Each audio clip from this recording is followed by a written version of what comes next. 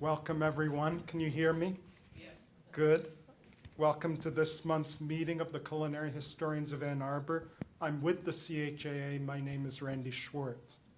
We're pleased you can join us, whether in person or online, for today's talk by Professor Katherine French on cooking in London after the Black Death. I want to thank our host for today's program, the Ann Arbor District Library, which provides promotional and technical support for us. They also make it possible for these programs to be shared beyond the walls of the library by live streaming them and by recording and posting many of them on the library's YouTube channel. Based on the registration list, I know there's quite a lot of people, not just in the US, but overseas, watching us here, including a lot of new viewers and visitors today. So I want to briefly introduce you to the Culinary Historians first. We're an informal group bringing together all sorts of people that are interested in the history and culture of food and cooking here and worldwide. The group was founded in 1983, and new members are always welcome. We have monthly talks like this one from September to May. Some of those talks are in person here at the library, and others are live streamed only, depending on the proximity of the speaker. We also have twice yearly themed potluck meals, usually in July and in November or December. If you're not a member of CHAA, we'd love to have you join us. Our membership is only $25 a year for an individual or a couple, and it includes a subscription to our quarterly magazine called Repast. A postal subscription to Repast is only $20 a year, no matter what country you might happen to live in. So if you'd like to join our group or just to subscribe to Repast, you can find the information on our website, culinaryhistoriansannarbor.org. By clicking on the membership tab there, you can also find us on Facebook. Just search for Culinary Historians of Ann Arbor and like our page and get our news into your timeline. Or if you're here in person, you can pick up a membership form from the rear table. Also on that table, after the talk and after the question and answers session, we have some mincemeat mini tarts that were baked by member Sherry Sundling, thank you, and some apple cider and other beverages back there. So help yourself at that point after the Q&A. Again, for those watching from online, if you have questions, please post them to chat and we'll monitor those. Our talk next month, 4 weeks from today, on November 17, will be by University of Washington professor Karen Fisher, speaking about her work among Syrian refugees in Jordan when she led them to produce a cookbook to help preserve their traditional foodways, a book called the Zaatari Camp Syrian Refugee Cookbook. That talk will be upstairs on the 4th floor in the meeting room on the top floor. I put a few flyers for the talk on the back table here. And now, finally, I'm pleased to introduce today's speaker.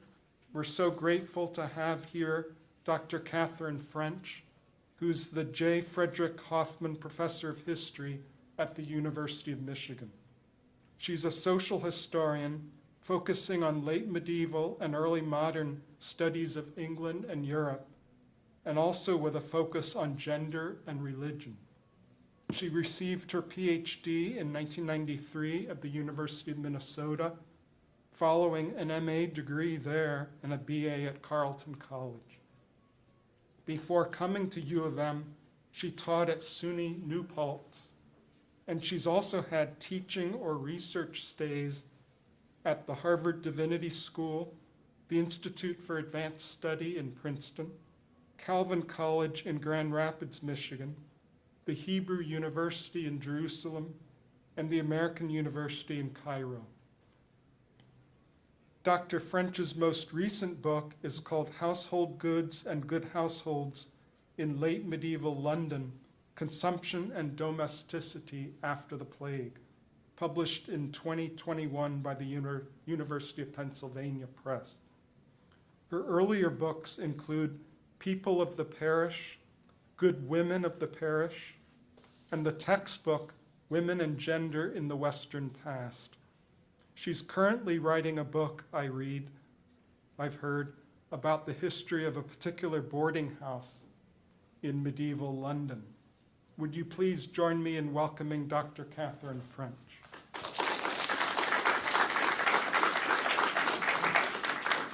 Thank you. Thank you for that very generous welcome and introduction. So what I'm giving you is a piece of my most recent book. I was just telling Anthony that actually it's really hard to turn a chapter that's already written into a public talk, because as you explain things and move things around, and then you are going into the late stages of the revision, you're like, what was I thinking with that paragraph? That can't be really in the book, can it? Best not to look. The book is done. It's out. Yeah. Okay. So I proposed a title months and months ago, and of course, as I work on the project, the title has been tweaked a little, so I've thrown in some eating as well. In November of 1348, a terrible epidemic that had been devastating the Middle East and continental Europe arrived in London. Known popularly today as the Black Death, it killed between a third and a half of the city within the space of a year and a half. This huge mortality created a severe labor shortage, which immediately raised wages and began to increase consumption. Repeated bouts every 20 or 30 years would keep the population low for about 200 years. Increased consumption usually registers as an economic change, but it also brings about cultural change. Just for those of us who are old enough, remember the world before cell phones. Think about what the consumption of cell phones has done to society. Today, I want to look at how medieval food, dishes, and eating customs, what anthropologists otherwise call foodways, changed as a consequence of that increased consumption. Londoners spent a smaller percentage of their larger incomes on food and rent, and spent that surplus on, among other things, increasingly specialized cooking equipment, new types of dishware, and new varieties of drinking vessels, which they used to cook, eat, and drink a more varied diet. The changes post-plague consumption brought to London's cooking and eating habits would have implications for household behavior and household order. Eating and food were powerfully symbolic to medieval Christians. Eating together lay at the heart of canon law's concept of a Christian marriage, and thus was central to the Christian household. The Christian sacrament of marriage joined two bodies into one flesh, in much the way eating joined food to the body, making incorporation and consumption useful metaphors for understanding the sacrament of marriage and the marital relationships. The bride's vows in England's marriage rite included promising to be bonor and buxom in bed and at board till death us depart. That is, good and obliging at bed and in bed and at the table. Legal separation, and there is no divorce in medieval Europe for Christians, used the same concepts. The legal language was separation a menso athoro, from table and bed. Canon law mandated that separated husbands shall not eat with their wives, nor, quote, drink with her at the same table, or stay with her under one roof. So basic was the assumption that husbands and wives must eat together, that one 15th century sermon even warned priests against assigning fasting as penance for a wife, because her refusal to eat would alert her husband that she was atoning for a sin. Eating together was not just the heart of marriage, it was the centerpiece of household order, with husbands ruling over their wives. This made gender and hierarchy inherent components of that order. Eucharistic theology added additional moral weight to husbands and wives eating together. It imbued their meals with the themes of sacrifice, redemption, and social harmony, which also helped affirm men's rules over their wives. The importance of eating together made its way into medieval advice literature. In summing up the essence of a harmoniously and properly ordered marriage, the late 15th century advice poem, How the Wise Man Taught His Son, advised choosing a poor wife who serves you well and pleasantly, with rest and peace, a nice meal of homey fare. rather than a rich one who would serve you 100 dishes with grumblings and much care. The metaphorical and symbolic potential of eating together made provisioning and cooking important tasks, and eating together a central moment of the day. Demographics and economics put pressure on traditional household order, gender roles and social status, so that the century after the plague was filled with concern for how people's behavior was changing and worries that people no longer knew their place. Food was sometimes at the center of these complaints. The medieval poet John Gower rued in his poem Mirror of Men, written sometime before 1378, that the laborers of olden times were not accustomed to eat wheat bread. Their bread was made of beans and other corn, that is grain, and their drink was water. Then cheese and milk were a feast to them. Rarely had they any other feast than this. So meal times that were intended to promote harmony, symbolize hierarchical relations between husbands and wives, and manifest social status became more elaborate, and the correct use of serving and diningware became contested ground because it is difficult to regulate how people will use things.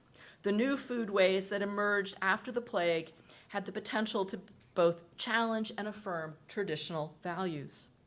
Lacking consumer reports to understand how consumption changed, I looked at about 1,500 wills from 1350 to 1540, tracking the changes to bequests of movable goods. This let me see both the rise of new items and the ways testators gendered them. That is, what items did testators give to girls and women, and what did they give to boys and men? I also analyzed the 148 surviving inventories created for bankruptcy and probate from roughly the same time frame, trying to understand how houses were furnished, arranged, and lived in. Before and after the plague, the wealthiest Londoners lived in what archaeologists call hall houses. They had large open halls with a couple of smaller rooms off to the side. More modest Londoners lived in smaller houses, with a shop on the ground floor and maybe a room out back and a floor, possibly a garret, above. Architectural historians call them shop houses. They may or may not have had a hearth. The poor lived in small shacks called rents or single rooms in boarding houses. With chimney technology in its infancy, most domestic activities, including cooking, took place in the hall around an open hearth, with smoke escaping out and opening in the roof. Inventories show shop and hall houses usually having andirons and tongs, fire shovels and rakes, but only slightly more than half had some kind of cookware.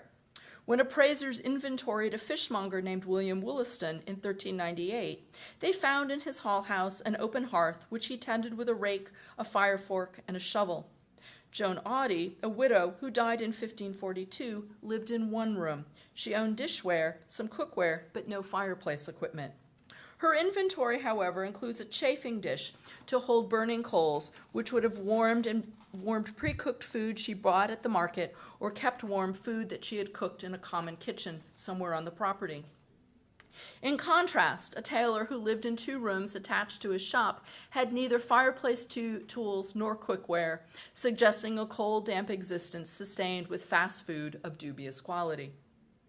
Appraisers only sometimes named rooms, but they generally list their items as they come upon them, providing some sense of the house's layout. So basically, like how an archaeologist comes upon things as they're digging. The newest stuff is typically at the top, the oldest stuff typically at the bottom. So in an inventory, the stuff first is really the stuff that they come upon first as they walk into the house.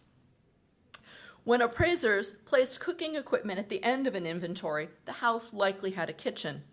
Cooking equipment listed at the beginning of an inventory near typical hall furnishings, such as cushions, cupboards, and wall hangings, suggests the house had no separate kitchen and that residents cooked in the hall. For example, Henry de Bruton's 1360 inventory starts with a table and chairs, moves to fireplace tools, cooking equipment, and then cushions. The development of chimneys and fireplaces at the end of the 14th century, however, allowed houses to vacate smoke more effectively and expand cooking possibilities.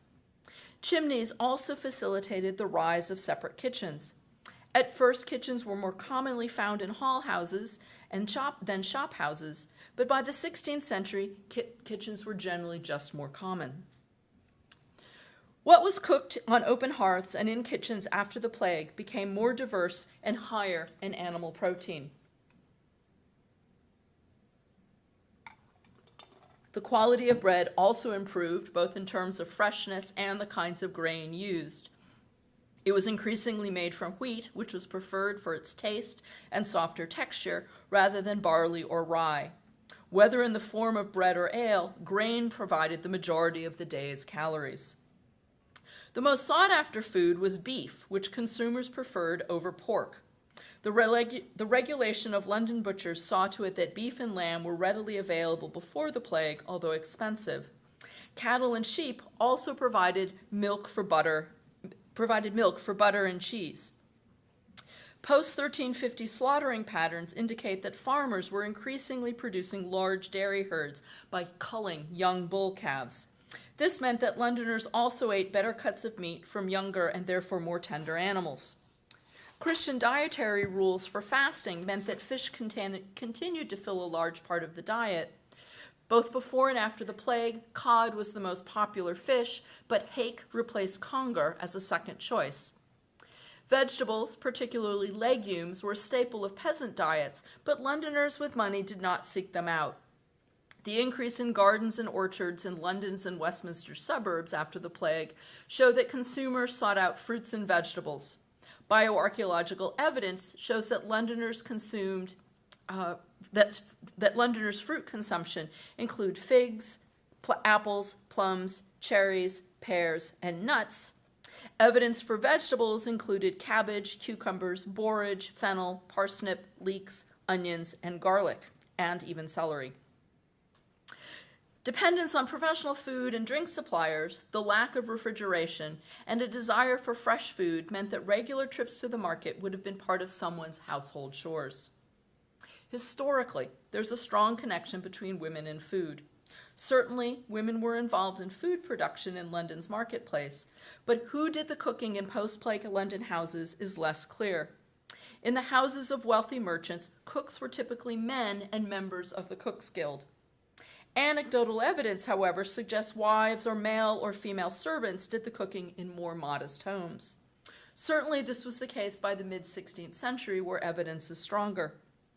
With the rise in consumption, cookware became an increasingly common bequest, but until about 1450, men and women and boys and girls inherited them in roughly equal quantities. In the first flush of consumption, then, there does not seem to be a sense that pots and pans were for girls. After about 1450, this begins to change, and girls and women receive the majority of cookware, perhaps reflecting an expansion of women's association with food and food production. Medieval cooking largely consisted of boiling, frying, and roasting. All forms required heat, but boiling and frying needed just a pot or a pan. The rise in consumption did not so much change cooking technology as expand the number of people able to cook in their own homes and able to access more prestigious forms of cooking. The ubiquity of pots and pans found in archaeological sites and listed in both wills and inventories suggests the most common types of cooking in 14th century London were boiling, stewing, and frying. Cooking styles that required the least labor and the simplest equipment. The most commonly used pots and pans were made of ceramic. It was cheap to produce, easy to replace when broken, and was never valuable enough to be inventoried or bequeathed. Archaeologists have turned up many with burn marks, indicating that they were used for cooking. Metal pots and pans, however, were more durable, and they ranged in size from a few ounces to many pounds, and cost more regardless. Metal pots came in a variety of copper alloys, with brass, a mixture of copper and zinc, used for high-end cookware. Less robust alloys included latten and lay metal and were used for cheaper pots and pans. 14th and 15th century smiths did not have the technology to build big enough or reliable enough blast furnaces to cast large cast iron objects. So most iron found in medieval kitchens was wrought iron heated in a forge and then hammered into shape. It was typically used for fireplace equipment, such as andirons, trivets, gridirons, spits, and pot hangers. The presence of an iron pot in a 1397 inventory is evidence, however, that people were trying to expand the use of iron in cooking because of its durability. In the 15th century, some pots were bound with iron, such as the old patched pan bound with iron with 2 handles, which weighed 15 pounds, found in Richard Everleigh's kitchen in 1473. Appraisers valued it more than the brass pan of comparable weight. Iron pots appear in a few of the 16th century inventories, likely a byproduct of the Tudors' attempt to establish a cast iron industry for military purposes. By the 16th century, all of the kitchens inventoried had at least one brass pot or pan, usually both, but few had iron pots, and they were restricted to the wealthiest merchant households. While the most prestigious ways of cooking meat were roasting, Londoners in the immediate post-plague period were increasing their consumption, but most either boiled or simmered or fried it rather than roasting it.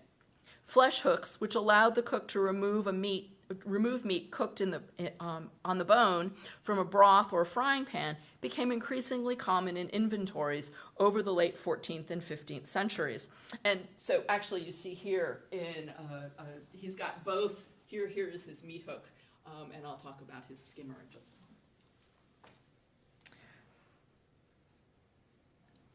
a moment.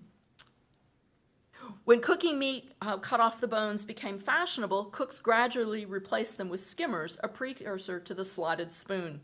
Skimmers allowed cooks to scoop out meat but drain the broth. The number of skimmers in inventories increased over the course of the 15th century, while flesh hooks largely disappeared. Roasting required more fuel, labor, and specialized equipment to keep the meat continually basted and turned so that it would not burn or dry out. Roasting required additional equipment, dripping pans, basting labels, spits, and cob irons to support them, and extra kitchen servants to manage them. This made roasting too expensive for most households.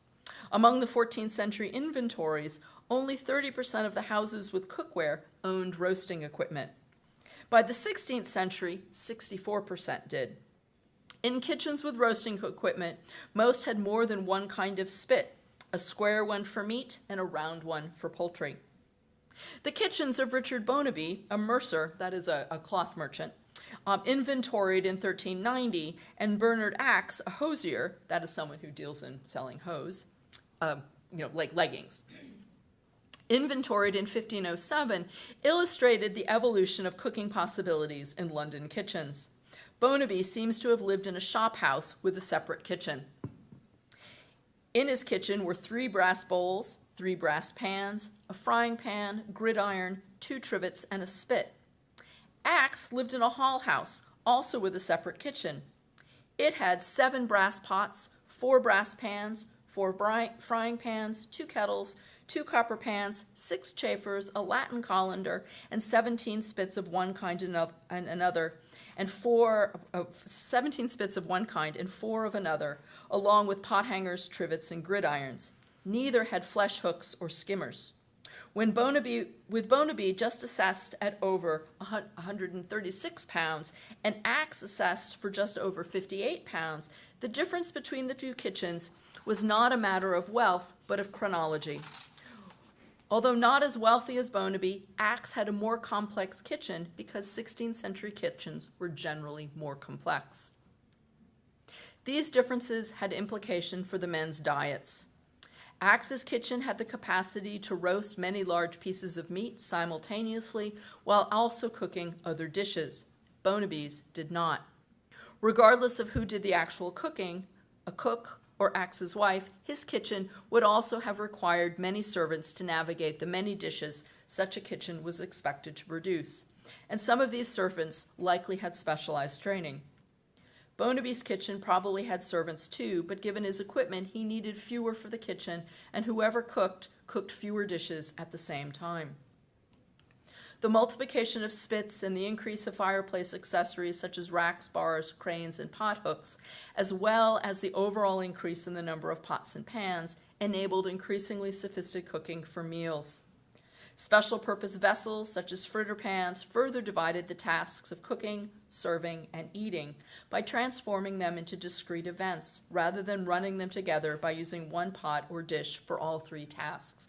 And I know often when I eat by myself, it's all in one pot, and then I just bring it to the, you know, to the television. Yeah, so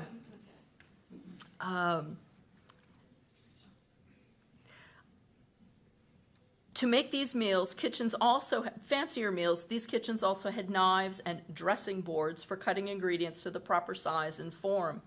Other common preparatory tools included mortars and pestles, hand mills for grinding, and archaeologists have recovered a variety of wooden spatulas and stir sticks made from oak and yew. Also appearing in cookware inventories were bread graters, skimmers, ladles, new types of knives, and an increasing variety of pots and pans, all of which attest to a growing preference for meals with thickened sauces and gravies, and a desire to have more than one kind of food served at a meal. Altogether, these changes added tasks and choices to those who worked in the kitchen, changing the timing of their labor, and the organization necessary to produce a meal and cooking practices.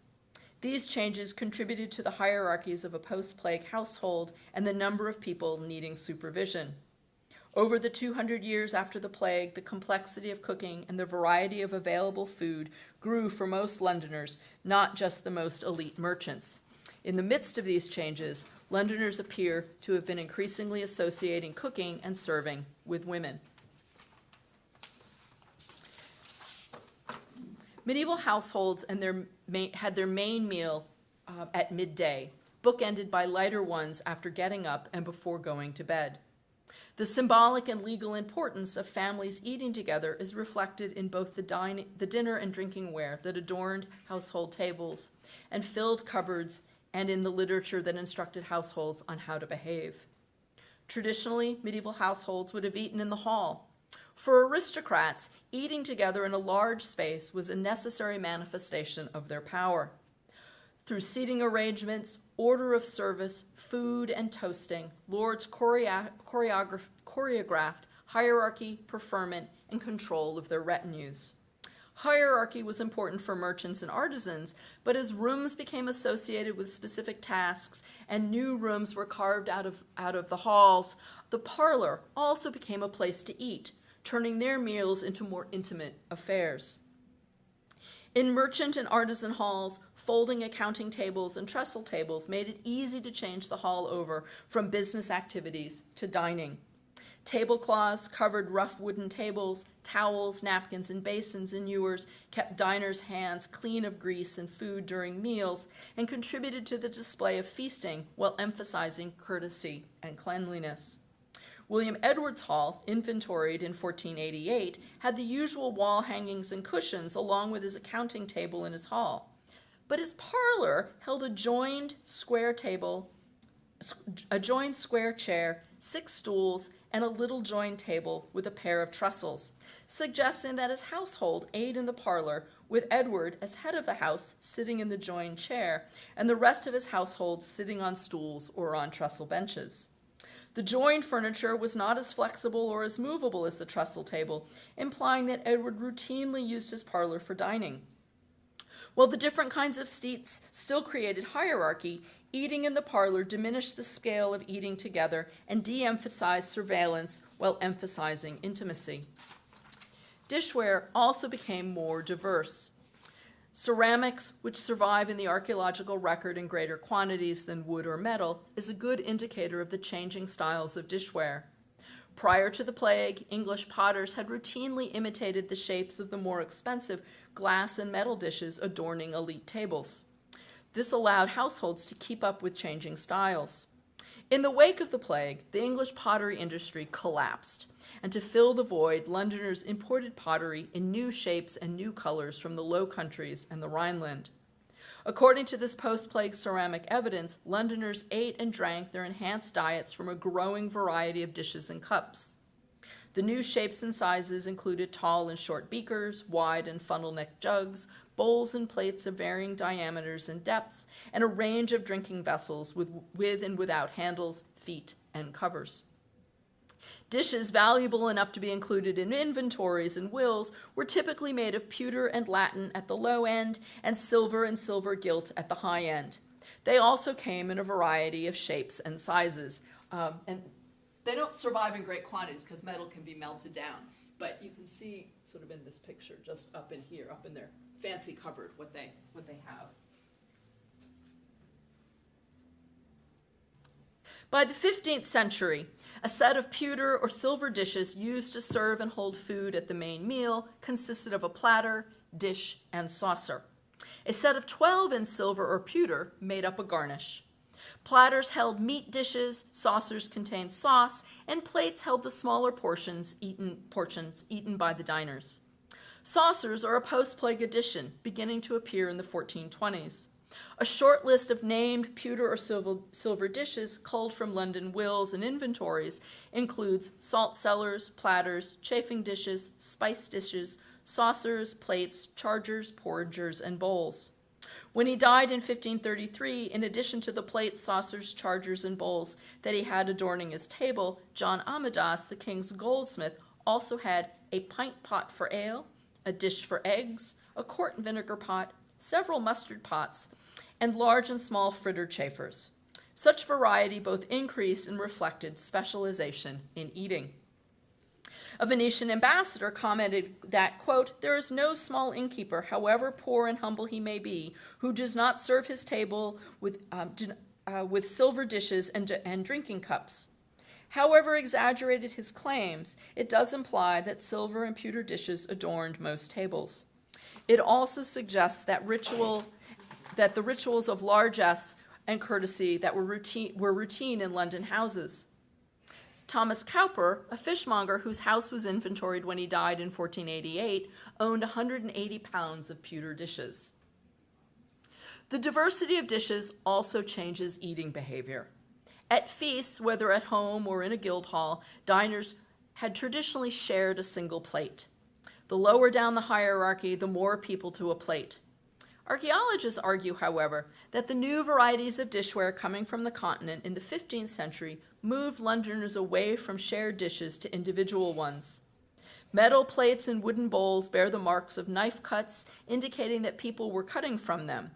Both wooden and metal bowls were customized with initials, and trenchers, flat individual cutting boards to hold meat taken from a common dish, were imported in large quantities. A shipment of 2,500 trenchers in 1499, for example, was valued at between 16 and 25 to the penny. Another indication of individual dishes are the frequency of porringers in inventories, which allowed a diner to eat a single portion of pottage or stew. Individual dishes changed the social distance among those at the table and between the server and the served. And individual dishes allowed a server to interact with the diner differently than if diners ate from shared trenchers or bowls. Taken together, varieties of food, specialized dishes, and individualized portions created new dynamics around meals that offered new ways to manifest household order. The shapes of drinking vessels also trained mealtime behavior. London's post-plague houses held a variety of different drinking vessels for different occasions. There were wine bowls and goblets, tankards, drinking horns, and mazers, all variously made from ceramic, wood, metal, horn, and even leather. Mazers were one of the most popular vessels. There were wooden drinking bowls fashioned out of maple burls. The burl was turned and polished and decorated, often with feet, a rim, and a decorated boss to fill the hole that was made when it was turned.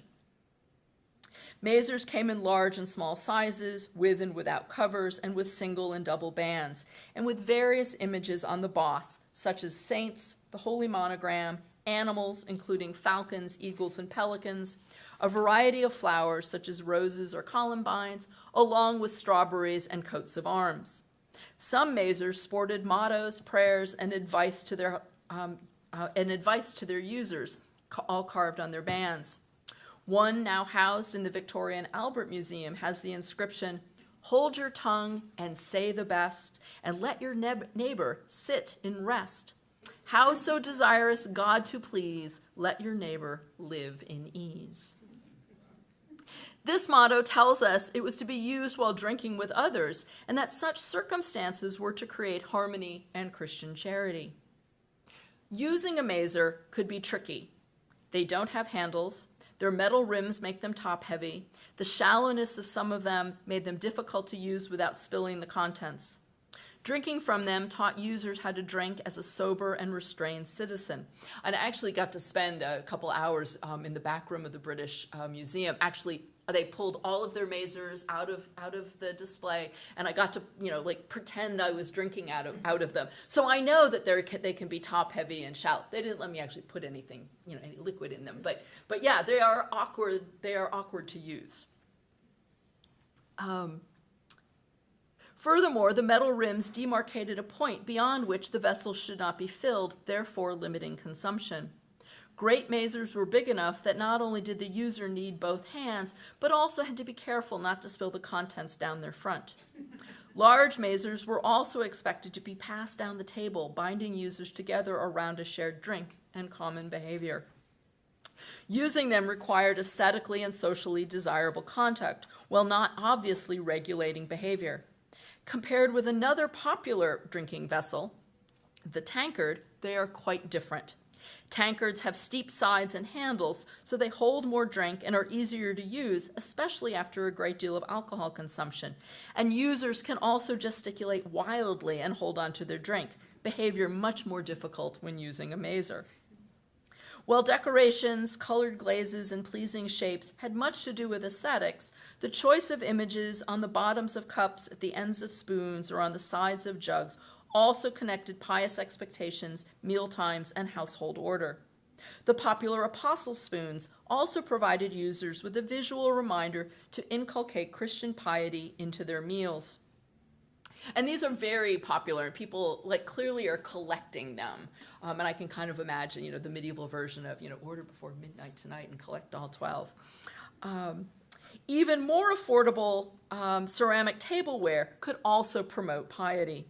The funnel-necked ewer, imprinted with the Virgin Martyrs, excavated in London, encouraged young women, the very population who increasingly worked as urban domestic servants in the second half of the 15th century, encouraged them in the ideal female behaviors of courtesy and sexual virtue.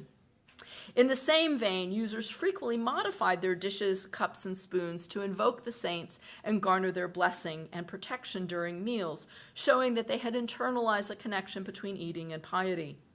Archaeologists have recovered bowls and spoons sporting protective devices carved into them, the most common of which is the monogram VV for Virgo Virginium, the Virgin of Virgins, a reference to Mary. Literary texts pick up on these themes. A commonplace book created by a London merchant included a list of prayers to be said after meals throughout the year, showing he intended to unite eating and praying with the discipline of following the ecclesiastical calendar. John Lydgate's hugely popular poem, Dietary, written in the first half of the 15th century, specifically takes up the issue of how medieval merchant and artisan eating habits should distinguish themselves from those of the aristocracy. Lydgate just juxtaposed the elite values of largesse, opulence, and abundance that defined their banquets with the merchant and artisan values of restraint, moderation, and self-mastery that he felt should be represented in their meals. Suffer no overindulgence in your house at night. Beware of late suppers of great excess. Drink not early in the morning before you eat. Clear air and walking make for good digestion. Between meals, drink not for pleasure, but make thirst or work the occasion.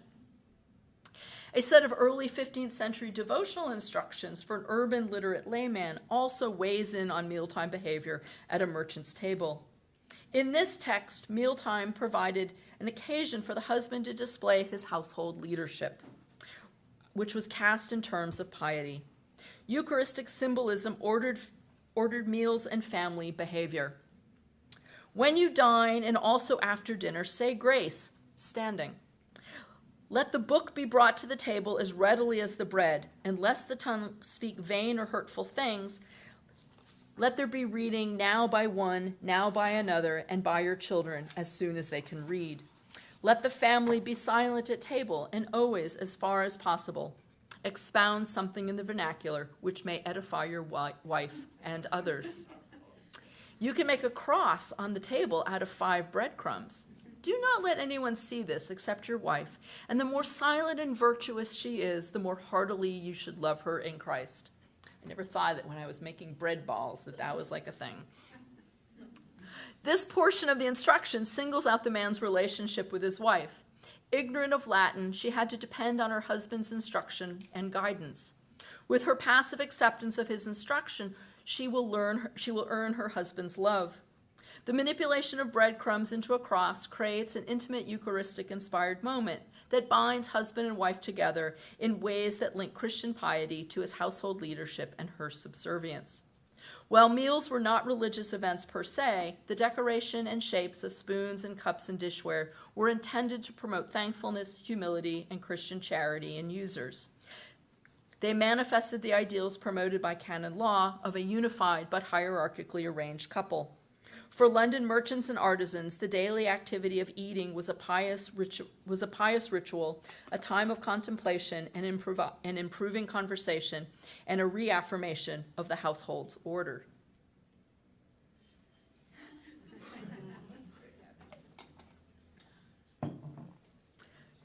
Food, then, stood at a critical juncture at the intersection of patriarchy and intimacy. Cooking, serving, and eating not only had moral implications for women's household behavior, but consequences for household order and reputation. Even though men dominated professional cooking, London women living in modest houses, whether wives or servants, came to spend a large part of their time provisioning and cooking. On a daily basis, this gave them a tremendous amount of control and influence over their family's well-being. While they could not address the quality of food sold in the market, they could see to what was bought and how it was prepared and served, and what dishes and table linens would decorate the table. Knowledge of what meals made a husband happy or uncomfortable had far-reaching consequences for household dynamics and the relationship between the couple. This knowledge countermands the assumed hierarchical structures of medieval households because these decisions gave women power and authority in the moment. The adoption of new eating habits thus demanded decision-making from women whose society valued for their subservience and therefore always contained the possibility of a new social and family order. Two literary texts, a 15th century ballad called Wives at the Tavern and an early 16th century comic dialogue called The Gospel of Distaff, both explore these anxieties by offering such a narrative. In both works, women leave their houses and their husbands to share food and drink with their female friends. As the Roman story of Lucretia demonstrates, women dining together without men had long been considered problematic, making the misogyny of this text appear to be quite timeless. However, the dishes and the food embedded in these two medieval accounts also allow us to situate these attitudes within concerns growing out of rising consumption, the challenges of deciding what items were appropriate for women, and anxiety around controlling the consequences. In the ballad Wives at the Tavern, an anonymous male narrator follows 6 women who go off to eat together, drink, and socialize. Following satirical conventions that mock and stereotype women's behavior, the narrator portrays them as sneaky, boozy, and outspoken. Go, therefore, 2 by 2, carefully, that ye be not seen. For I must from home come to you, because that is where my husband is. What they most desire is sweet wine, a pot of muscatel. For all the wines, I love it well. Sweet wine keeps the body in health. Yet the narrator does not do all the talking. When the women do speak, they celebrate the emotional support provided by their friendship. Good gossip's mine. Where have you been? It's been so long since I've seen you. And the central event of the ballad is a shared meal. Each of them brought forth their dish. Some brought flesh, some brought fish. After some laughter, bravado, commiseration, and much eating and drinking, the women go home to bed. The narrator then rues women's excessive drinking habits more generally. A similar dinner scene appears in the Gospel of Distaffs. The text purports to be a transcript by an unnamed clerk of the teachings of 6 elderly, wise doctoresses before an assembly of their female neighbors and friends. The women are all old and ugly with suspect pasts. All had multiple sexual partners, several were skilled at divination, and one was descended from heretics.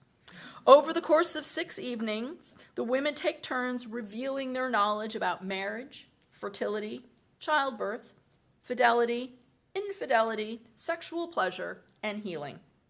Following scholastic tradition, the women in the audience gloss their teaching with their own experiences and insights.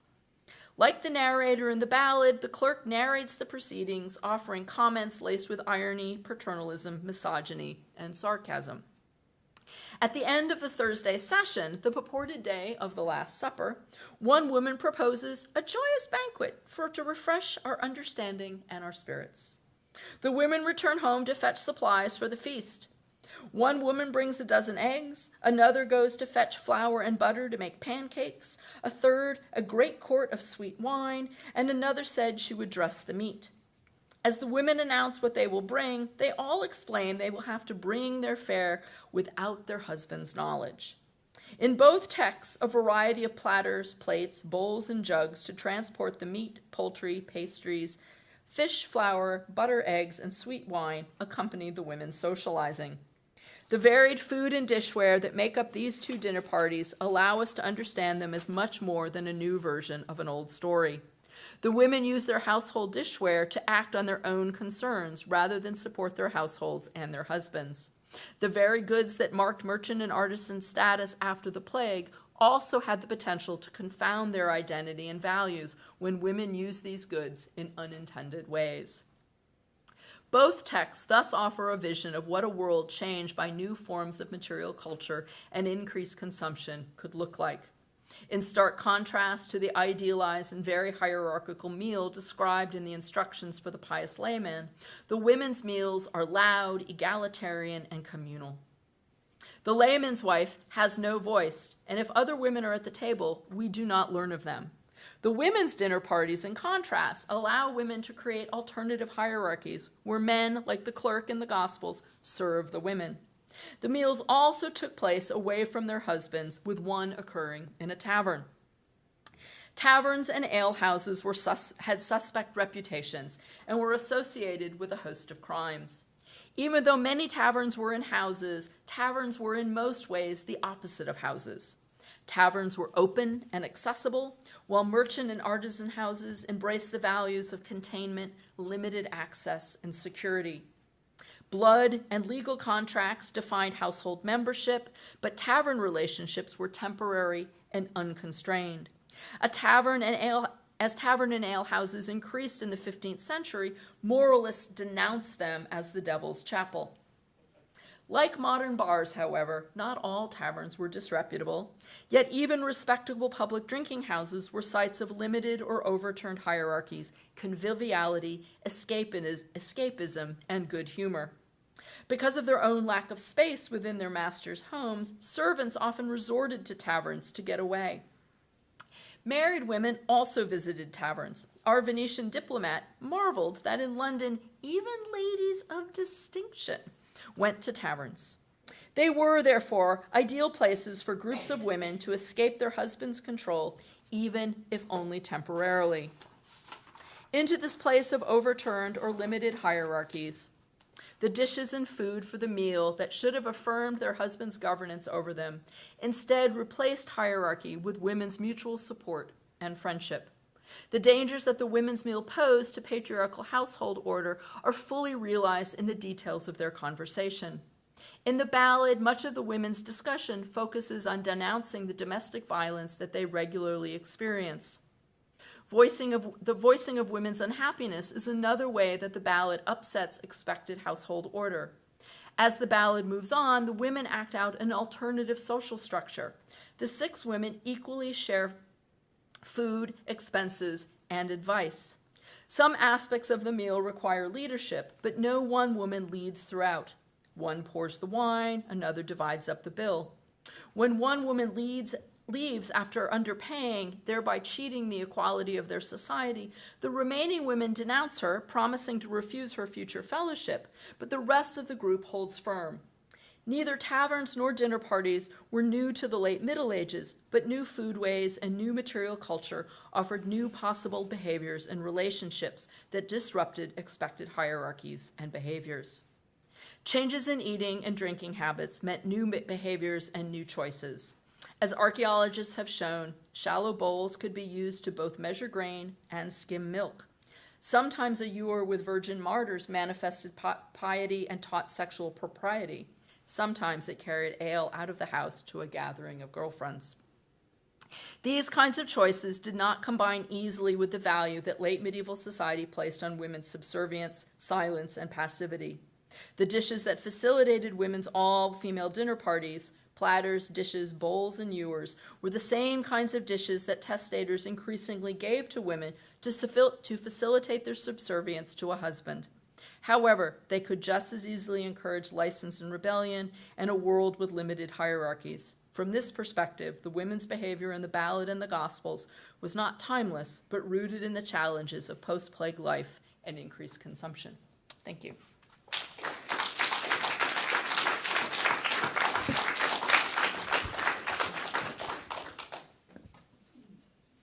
So again, as a reminder, if you do have questions, please raise your hand and we'll be happy to bring a microphone around to you.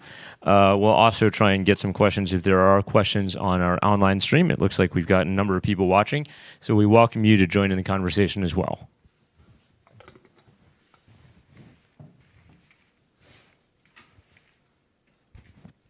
Hi. Do we know why the pottery did collapse after the Black Plague? Because that seems like a type of trade that would have been sustained. It's mortality, massive mortality, where the pottery requires it's fairly labor intensive in terms of digging the clay, preparing the clay, and with losing a third to half your population, it just wasn't sustainable. It doesn't mean that there's no pottery, but there's not a pottery industry. So it kind of needs a sort of critical mass to make that work.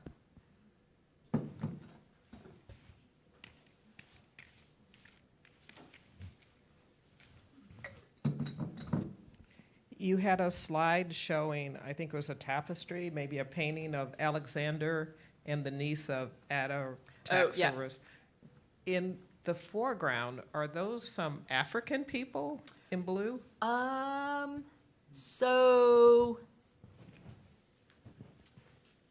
are we thinking these? Yes. It's entirely possible. I mean, there are people with dark skin who appear in medieval manuscripts.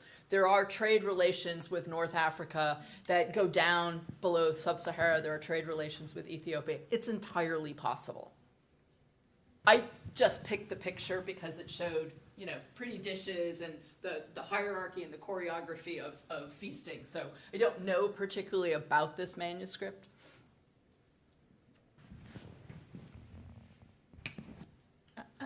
Excuse me, I would be interested in knowing how you became intrigued with this period.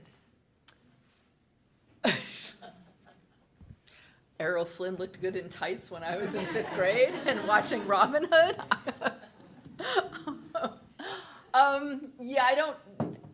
I don't know that I necessarily have an easy answer. I mean, I was always kind of interested. My grandfather told a lot of stories about, medieval England.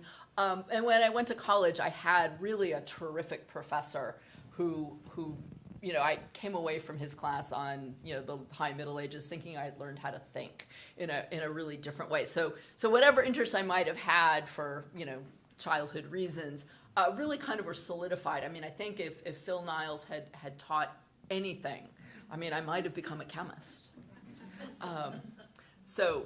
There's not necessarily an easy answer. I do kind of wish I had been a little braver and branched out beyond England, because really studying Venetian history would have been really cool, or medieval Cairo would have been really great. I mean, Cairo's an amazing city, so I kind of would have liked to have, Then you could make research trips there. Exactly.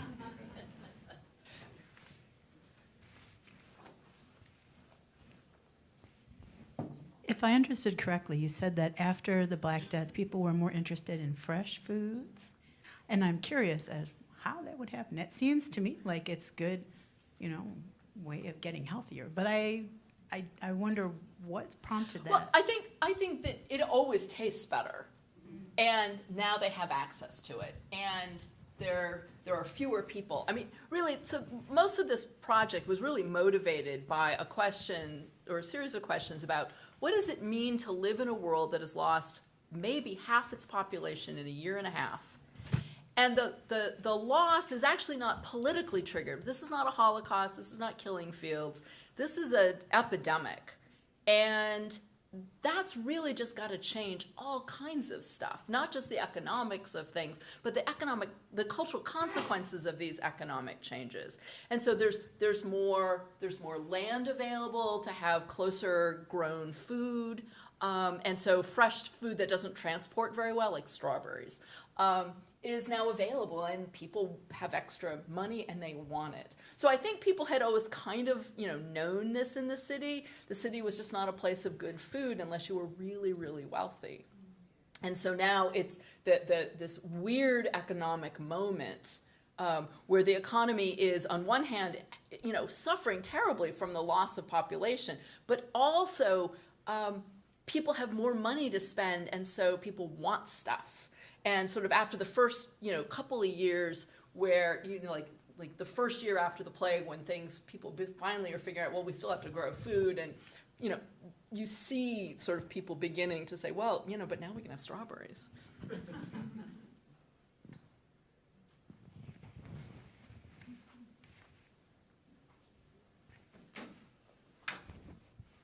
Hi, this was so great, Kit. That's so fun to hear to hear you talking through some of the books. So I was really struck by one small detail at the beginning of the talk when you were talking about the cast iron industry and the Tudors, and it actually made me think of the potentially, I'm sure there are some people in this room who have thoughts on this, but the potentially apocryphal story of the development of the Detroit pan pizza. Related to the auto industry, etc. Also cast iron. In any case, and coming out of a shortage of pans from the war. Exactly. And so, and it's sort of, I think it brought out one thing that's so cool about your work is that you also do this kind of stealth history of technology. And so I was wondering if there were some other, or if you could just talk a little bit more about the way that technological innovations or technological change that was happening kind of in these centuries after the plague changed how people cooked. Well, I don't know so much about the cooking, but we do see, so water mills are not new. But without the need to feed so many people, some of the water mills get converted. And so we have the rise of sawmills. So before, boards were largely made for hand cutting, and with a pit saw, and that's a ton of work, and it takes two people. And so, or a skilled axeman would shape it with an axe, which was probably actually quicker if he was really good. But the availability of boards means that we have houses that have more furniture in them following the plague. We have the London companies are really upset about this, but we have an increase in fulling mills. And so there's more quality cloth that people could put on their beds or put on their tables or hang in their halls. So the use of watermill technology in broader ways is going to change how people are able to live in their houses. It will have a knock-on effect with cooking, but cooking, in fact, it's really just chimneys that allow people to cook, to roast if they want. Although roasting is still expensive even if you have a fireplace. So the technology is sort of more. Nobody ever thinks of the late Middle Ages as this period of technological change. That's why it's the Middle Ages, and not the Renaissance or the Scientific Revolution. But the technology that does sort of spread does change people's lives sort of gradually. And eventually we get paper mills. I mean, the first paper mill in England is in the 1490s, but Spain had paper mills like 1350s earlier. Wow. Yeah, so... And England is certainly using paper regularly long before 1490. I mean, a lot of my documents actually end up being on paper. So mills, facilitate a bunch of things.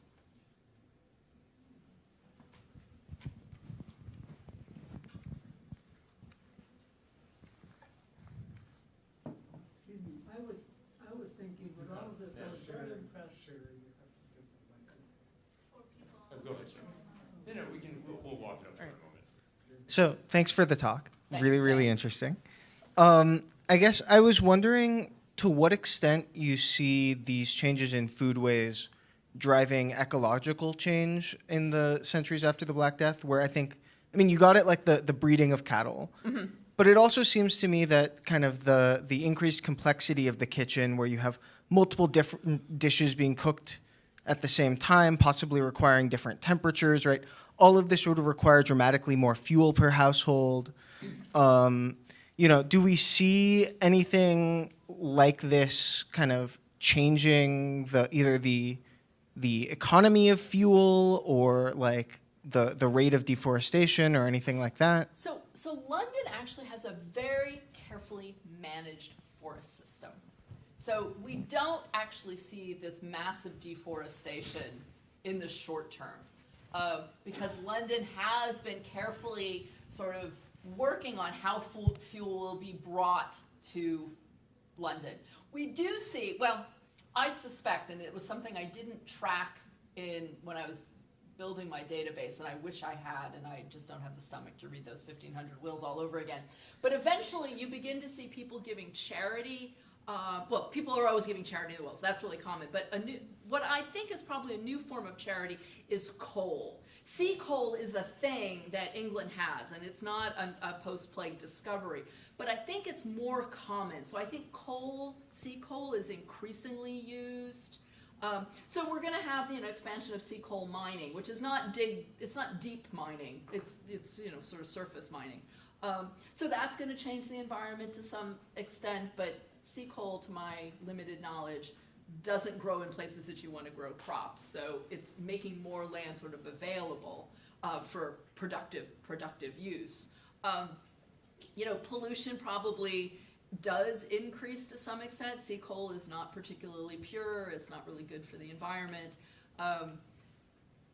London's population is going to explode sort of starting in about 1520.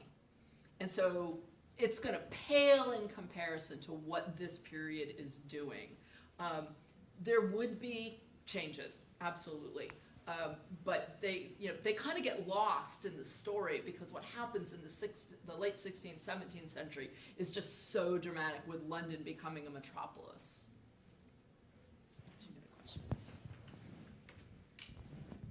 It occurred to me as I was listening to you that all of the wonderful, delicious little tidbits you put on the screen were wonderful to read, and yet I had a question of, my God, I wonder how long it took her, and where did she find all of this information? So it takes me about 10 years to write a book. So how did I find I was interested in material culture. I had written 2 books about parishes. I decided I'd rather stick needles in my eye than write a 3rd book about parishes. I was just sick of that. I owned a 200-year-old house in the Hudson Valley that I had put back together again. And I was sort of interested in, it was really clear as I was physically putting it back together again, that I was living in the house really differently. And then a 90-year-old guy who had grown up in the house stopped by one day, and he actually said that every place where I had bookcases, his family had beds. So really, I was living in it very differently. And so I was interested in writing a book about houses. I mean, I love old houses, and so I thought, well, I'll write a book about houses, and I taught at New Paltz where I didn't have a big research budget, and I thought I'd write a little book, and then I got hired at Michigan, and I have a lot more resources, and so the questions that I was allowed to ask got bigger, and I got interested in the sort of cultural consequences of the plague, which had always been sort of a theme in my earlier books, and so I thought I would just sort of take that head on, like how does living after the plague in a house change things? What does it mean for women who are going to be sort of managing a lot of this consumption in a world, especially post-1450, where England is going through sort of one moral panic after another, mostly around women and working class people. And so I thought that would be kind of the sets of questions. And so, one of the things you do as a medievalist, because the sources are not necessarily as thick on the ground, although I had to read 1,500 other wills to find the 1,500 that were useful, you read literature. Medieval literature, poems, ballads, they always give you sort of tidbits about, daily life. And so I just was reading, really intentionally to find things that were talking about household behavior. Impressive. Thank you.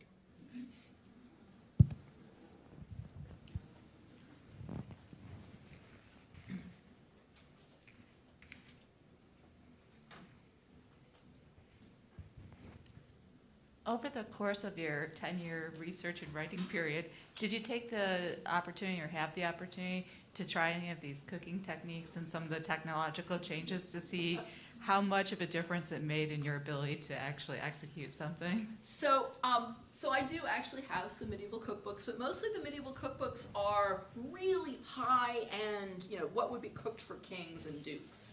I have made almond milk for real because they mostly didn't cook with dairy. They liked creamy sauces, but dairy doesn't survive without refrigeration very well. So I've made almond milk. It's really hard work. It's way better than what you buy in the grocery store, which is way too watery. And medieval people would absolutely not cook with the stuff that's in the grocery store that we can get. Yeah, I roast with an oven. Ovens are really useful. In the early modern period, so there are, I do see in some wills that people will leave money to kitchen boys. And so these are the kids who have to stand by this, the spit and turn it. In the early modern period, the Dutch invent sort of a treadmill, and there's a spit dog that will run the spit. I have done some medieval cooking, but this is really such high-end stuff that it's delicious, or some of it is. It's probably not mostly what these people are cooking. Hi, this isn't actually a question, this is a comment as a medievalist myself, and since I have found most people did not know this, during the year 2000, during COVID, tons of libraries and museums around the world digitized thousands of illuminated manuscripts and other books from the medieval period. So if you have any interest now, you can usually get very high quality access to a lot more information now than in the past.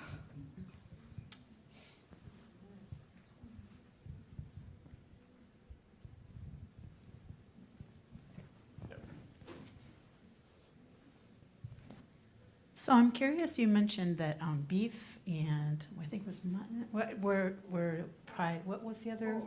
Pork, yeah, were the prized meats? Beef is preferred overall. They prefer beef to pork.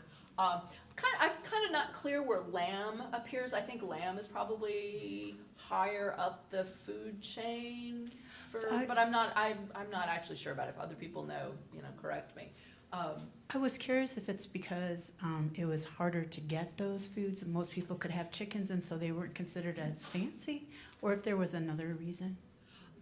So some of the priorities of food have to do with the four humors.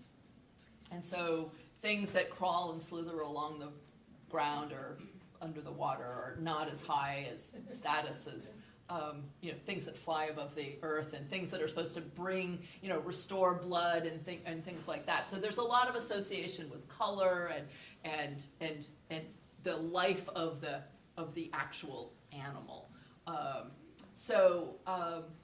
Chicken, poultry, not as high status. Some of it is also about, availability and cost.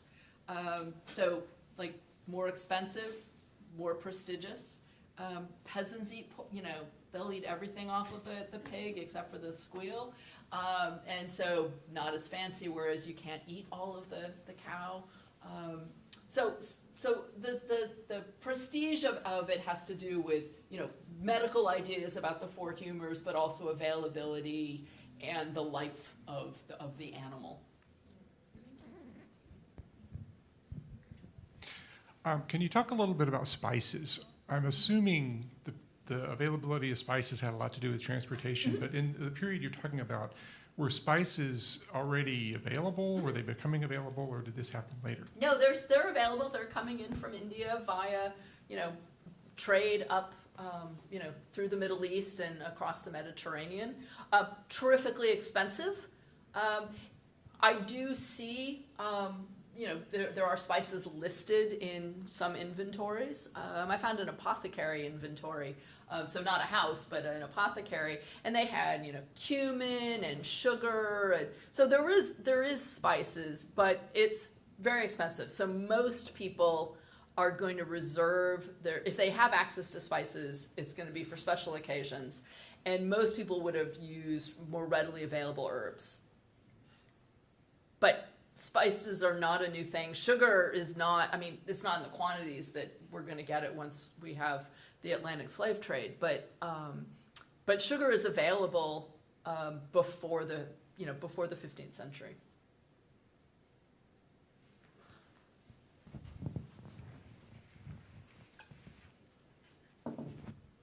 So how did they preserve their food or get their food during the winter months when you don't have produce anymore? So they eat a lot of root vegetables because they will preserve.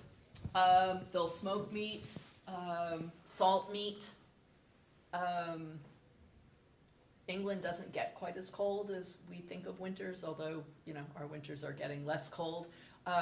So there would be things like cabbages, which would, you'd be able to actually harvest cabbage you may be able to harvest it well through the winter if you bank it with leaves and things like that.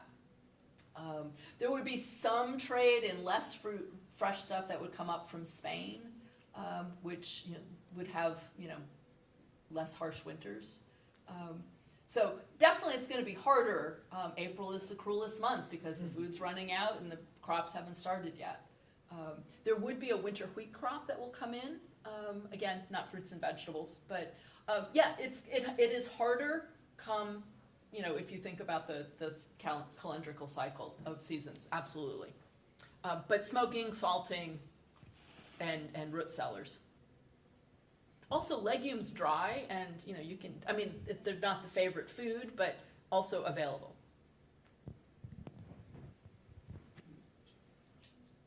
So, thanks so much, Kit. Of course, always super interesting.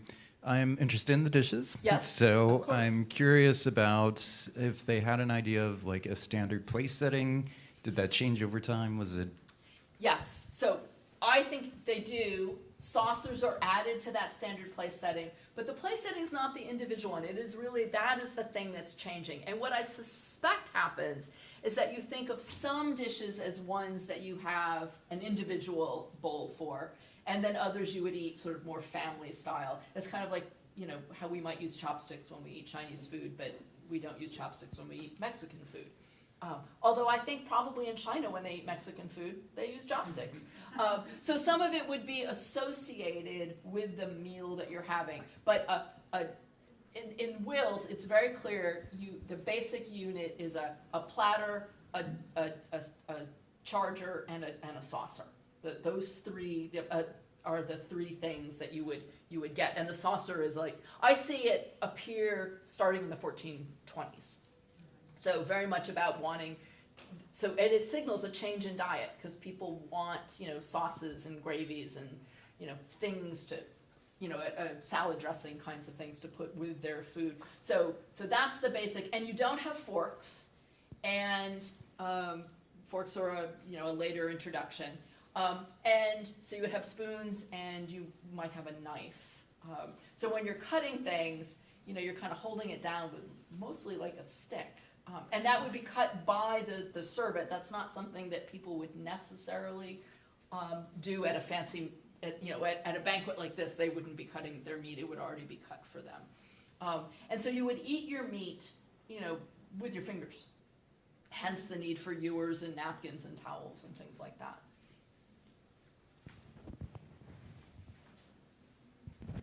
Thanks, Kit, for the wonderful talk. I'm sorry if you already talk about it in the book, which probably you do, but if I don't remember, do you see any particular pattern difference between the eating and the consumption of food in all family houses as opposed to widows, single people? Can we do any of that kind of like is reflected in the documents? So If you're a really rich widow, no, probably not. But poor people just have less stuff, and they'll have to mix and match it. So they might have, you know, your dish, your saucer, and your platter, but they might not match, and they might not have a full, you know, a full complement, but bits and pieces. We also don't know, you know, what they have in pottery, because that's just not ever, it's not ever listed. So I can imagine that, you know, poorer households are going to have more ceramic, less metal, more wood, less metal. But I can imagine that a working poor who cares about this sort of thing can put together, you know, a cheap place setting all out of ceramic that mimics exactly what, you know, they saw, you know, in somebody else's household out of silver. But how to see all of that is actually hard, because the poor don't leave wills, and their property doesn't typically get inventoried.